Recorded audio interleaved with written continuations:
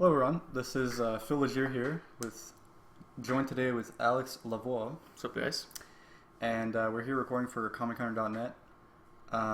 This is another modern daily event, and today we'll be playing one of my personal favorites in the format, four-color GIFs. So basically, I came across this deck about a year ago when you played it a lot. Yeah, me and Josh played at a PTQ in St. John, and our version was a little bit more controlling.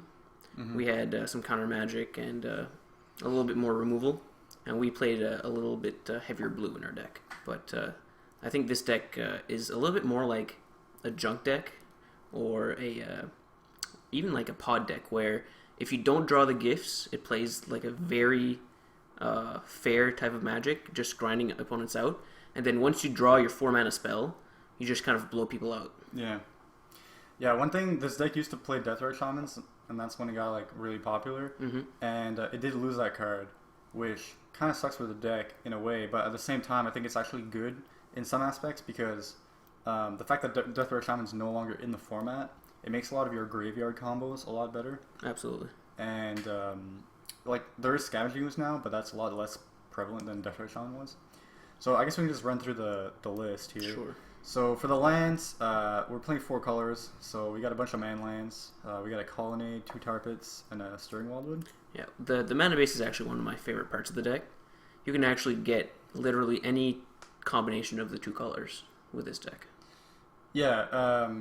Of the 4 colors, excuse me. Yeah, and we play 5 duels. So almost every fetch land can get what we want. Sometimes you get like Marsh Flats and you want to get a Breeding Pool, and you can't do that.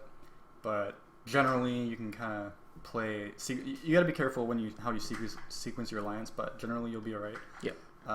We won't spend too much time on the lands, but we have Urborg, which is really awesome. Academy Ruins to get our artifacts back, and Tectonic Edge. Yeah, and the Airborne combo as well with our Life from Loam and Ravenscribe package, which we will get to in a second. Yeah. So we'll just, I guess, start with like the core of the deck. So we're playing 2 Inquisition, 2 Thoughtseize, the 4 Abrupt Decay, 4 Tarmogoyfs, 3 Lilianas. That's kind of reminiscent of like a black-green shell. Yep. Like Jund. It's like we were saying earlier. Like this deck is a lot more mid-rangey versus control, and it just kind of splashes blue for gifts for just like the power of it. So you play very similar to a black-green deck, but up until you draw your blue cards. Yeah, up until you draw your gifts, and then it's like you just can put down a game-winning combo on the table. So for those not familiar with gifts, you get to search for up to 4 cards, and your opponent chooses 2 of them to put in your graveyard, and the other 2 go to your hand. So that enables you to do a lot of sweet combos, like especially when you can interact with the graveyard favorably. So one thing you can do is you can get only 2 cards, so you can get like an Unburial Rites and let's say Elishnorn, and your opponent is forced to put those 2 cards in the graveyard, and then you can flash back the Unburial Rites, putting your Elishnorn to play on turn 5. So that's a sweet one. Or turn 4. We have birds. Yeah, we do play 2 Birds of Paradise, so that that can speed up our combo. And then we got a lot of sweet stuff with Life from Loam. I don't know if you want to run over it. The main combo with Life from Loam is you get some game for Life of Loam and Raven's Crime, and then sometimes you can get Lingering Souls, but most of the time you get 2 lands. And at that point, against any type of control deck, you can just pretty much combo them out with discard. You just take away their whole hand, and they can never have more than 1 or 2 cards for the rest of the game in their hand. Yeah, and you can get with your 2 lands, you can get Urborg and Tectonic Edge. Yep. And that way you just keep them like at 3 lands and no cards in hand. And then once you get them to that point, like hopefully you can kind of stabilize. And since you're dredging Life from Loam the whole time, hopefully eventually you'll hit your Lingering Souls and like your Unburial Rites. Yep. And then you can kind of get value that way. And sometimes you can even hit your Academy Ruins, and then you can get your Batterskull if you mill that. Yeah, so this deck interacts very favorably with the graveyard.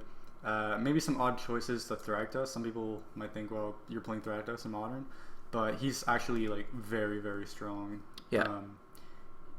Especially against decks like Jund, where like if they bolted or they Liliana it, you still get so much value. And especially where they can't counter it. Like against control, it's maybe not as great, but Yeah. And it's actually a little bit reminiscent of Old Standard, where you just umbrella race your Thragtusk, and eventually they have to concede they can't deal with all the 3/3s. Yeah. And this deck plays Tarmogoyf, which is kind of new for gifts. Before you would play like probably 4 Lingering Souls or something. Something like that, yeah.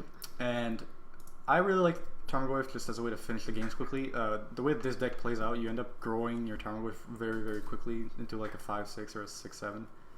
And you can close out the game like really fast if you get a Tarmogoyf and then Creeping Tar Pit or something going once you establish control. Absolutely. Some people might wonder why the Elesh Norn over the Iona in the main. Can you explain that? Yeah, well, I think Elesh Norn is better against a bigger number of decks.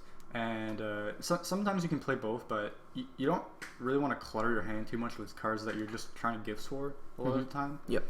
So I think it's a good idea to just pick one of the two. And Iona can be really dead in a lot of matchups. Yeah. And Elesh Norn at least always grows your team and gives you a faster clock.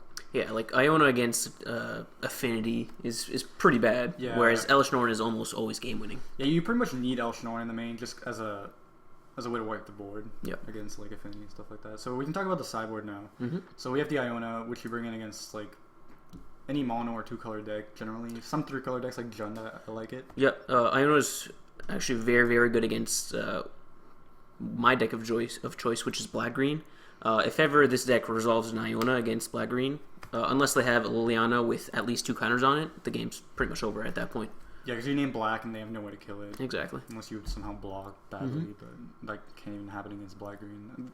Yeah, because they can't dismember it. Yep. So we play 2 Timelies for the aggro decks, the Stony Silence for stuff like Pod, Tron, Affinity. Affinity. A lot of the combo decks play artifacts. Like there's that Clark Clan Ironworks deck.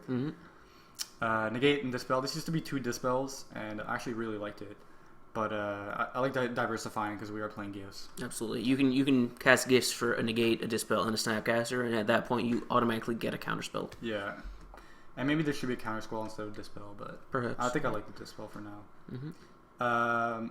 We also have the Damnation to sweep the board. We're only playing the 1 sweeper here, but because we have like stuff like Tarmogoyf that can block pretty well, I think that's okay. Yep. 2 Duress for combo and control. Dark Blast, really awesome. You can dredge it, so even if they put it in the graveyard, you still get it. And it's really awesome against stuff like Delver, and it's good against Affinity. Yep. Just there's a lot of 1 toughness guys. You'd be surprised. Gutter Chime is kind of the same idea as Dark Blast, but a bit more versatile.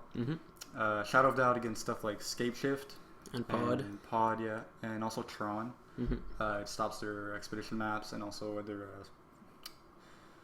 There's one where they can search for a colorless card, isn't there? Or oh yeah. Anyways, Ivligan. Yeah, I guess it stops that too. But anyways, Torpor Orb, Pod, Twin. It's the main 2. Yep.